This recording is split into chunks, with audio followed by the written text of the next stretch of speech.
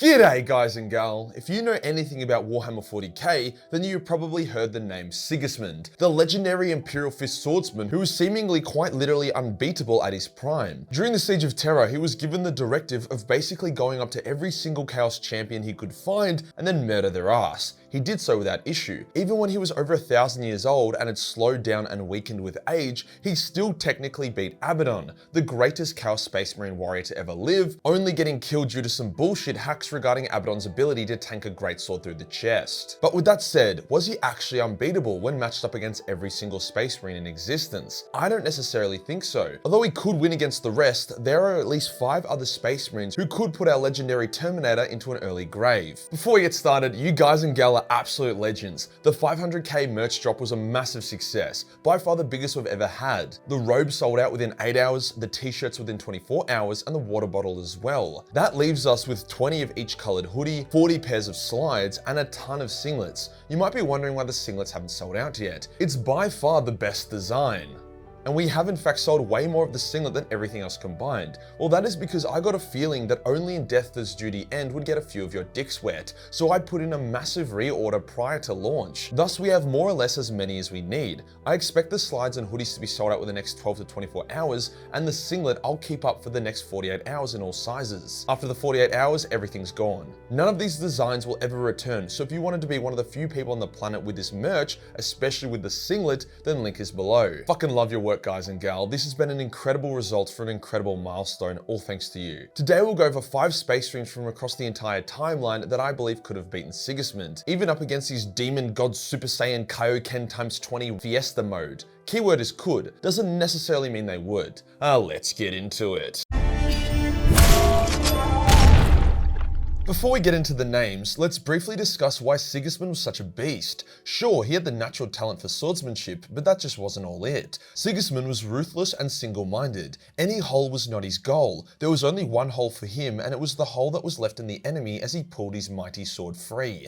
He spent centuries fighting with a sword in a sci-fi setting where enemies had railguns that could atomize you from kilometers away. He was also mentored and tutored by Rogel Dawn, himself a legendary swordsman capable of beating Demon Fulgrim in a duel without too much drama. Fulgrim was known for his swordsmanship, so for Rogel to make him look like an amateur goes to show just how much of a sleeper swordsman Rogel was. Sigismund also spent a lot of time with other legions to learn how they fought. He chains his sword to his arm due to his time spent with the World Eaters, while he also spent a lot of time with the White Scars, who themselves are legendary swordsmen. So you've got a naturally talented swordsman who spent centuries fighting with a sword and only a sword, tutored by one of the galaxy's best swordmasters, who then traveled to each of his brother legions and mastered their blade techniques as well. So not only did he know everything about a sword, but he also knew all the weakness in his brother legion's swordplay. So yeah, Jesus fucking Christ. But knowing everything about a sword doesn't mean you are unbeatable, especially if people come at you with different types of melee weapons. Sigismund once got incredibly close to losing an honor duel with Thos, an Iron Hand Centurion champion. Thos is a bit of a random character. He appears in the lore once and it's literally just to fight Sigismund in a duel. The duel is nuts. Thos is able to break Sigismund's arm, shatter his fingers, fracture his shin, break his jaw, and cause an all-round health bill nightmare without Sigismund even being able to land a blow in return. Thos was the perfect blend of machine and man. He had pistons in his arms, so each of his blows would hit with many times more force than a normal Space Marine. However, he didn't sacrifice his speed. He was blindingly fast. However, due to a combination of his arrogance combined with Sigismund going full Black Templar mode, the duel ends with Sigismund putting his sword to Thos's face after getting past his guard in a blindingly fast exchange of blades. So Sigismund did win this duel, but I would prefer to be Thos since Sigs was broken and Thos was fine. He just yielded. If that fight was to be replayed 100 times, there's a good chance Thos would have won a lot of them. Now this wasn't prime Sigismund, but who's to say Thos didn't have more to learn either. Either way, Thos was the Iron Hand's greatest warrior, hence why he was chosen to duel Siggy on instruction of Ferrus Manus. The Iron Hands are a warrior legion first and foremost, so that is a big deal. Overall, Thos had what it took to beat Sigismund, even if he failed in his attempt. Another obscure character that could definitely beat Siggy is Akaduana. Acca was the greatest Emperor's Children duelist to ever live by a long shot. He made Lucius look like a bitch and quite literally had no equal. He had never been beaten by a Space Marine in his life, and it took a duel with Ferrus Manus himself to finally knock him on his ass. Acca has some pretty cool lore. He was born on Terra, with his father being one of the warlords that opposed the Emperor. It's said that his father and the Emperor crossed blades, with Acca often joking, or maybe not joking, that his father was a better duelist than the Emperor himself. It's even implied that as a child, Acca fought against the Thunder Warriors. As Emperor's children were taken from royal stock, it makes sense that he was chosen. He would then survive all the bullshit the Emperor's children had to go through since the start of the Crusade.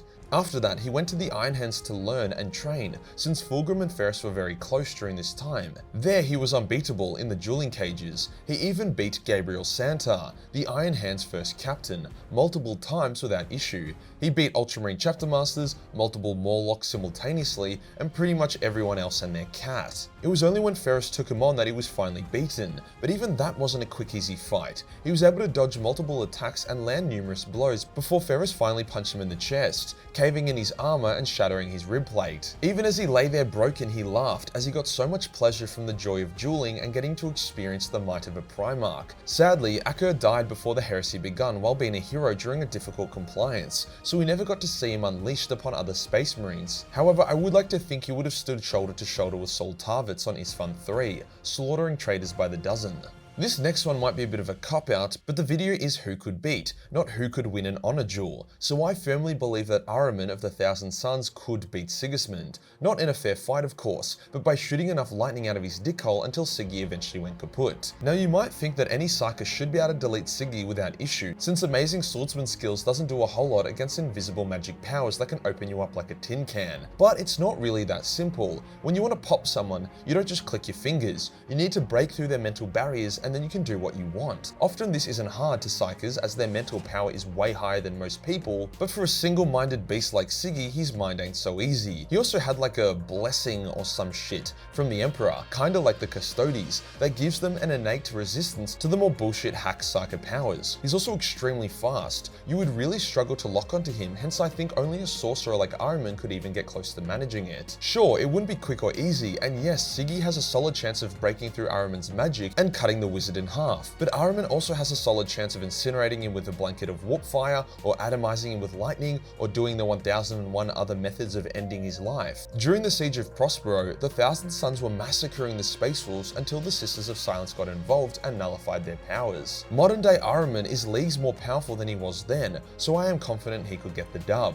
One of the more underrated legends of the Horus Heresy was the Konai Sharakin, the greatest Raven Guard warrior by far. He was one of the few survivors of the Isfun Dropsite massacre, where he would then go on to team up with a group of survivors and harry the traitor forces. The dude even shot Fulgrim in the head with a sniper rifle, which was actually a pretty solid assassination attempt. He was extremely fast and skilled in combat, wielding 2 black swords, a jump hack, as well as the ability to wraith slip. All of these aspects together made him a horror to fight against. He was the one to give Lucius his first death, outclassing him in a fair duel and ending his life. At this point, Lucius was a mighty swordsman and was generally known and feared throughout the legions. Sharakin put him down like a rabid dog. His wraith slipping allows him to go low-key invisible and seemingly teleport around in a duel. His jump hack allows him to unexpectedly engage or disengage at will. His mastery of dual-wielding swords also means he is extremely fast in combat. I don't think Sigismund would have ever fought anyone like Sharakin. It is hard to know who would come out on top, but Sharakin's engage and disengage, wound, retreat, wound again method could be a great recipe for taking down the Templar. Before we choose our last legendary warrior, I want to briefly discuss why some of the other heavy hitters, like Khan,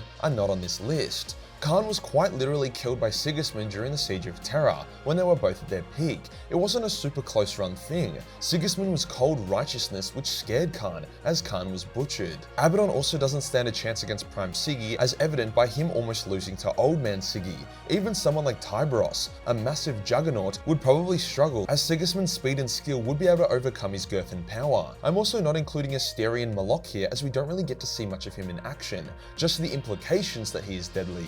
Logan would be an interesting one, however since their duel would be them hacking at each other till one died, something Sigismund is pretty fucking good at, I believe that Templar's superior speed and skill would overcome Logan's raw strength and ferocity. The final warrior that could beat Sigismund, and actually did beat him, was Savitar of the Night Lords. Savitar was a beast. He had latent psychic powers that gave him increased strength, speed, endurance, and skill, as well as the fact that his weapon was wildly unique and hard to counter, that being a fucking chainsaw halberd. Who the fuck uses that? Savitar was such a legend that many within the Night Lords respected him more than they respected their own Primarch. Savitar and Sigismund once engaged in an honor duel, as Siggy often did. The duel lasted for nearly 30 hours. What the fuck? Before Savitar got bored and headbutted Sigismund, disqualifying himself but also knocking Siggy on his ass. That was the beauty of Savitar though. He wasn't an honorable warrior. He fought hard and he fought dirty. He was more than happy to backstab enemy champions or 2v1 them to kill them.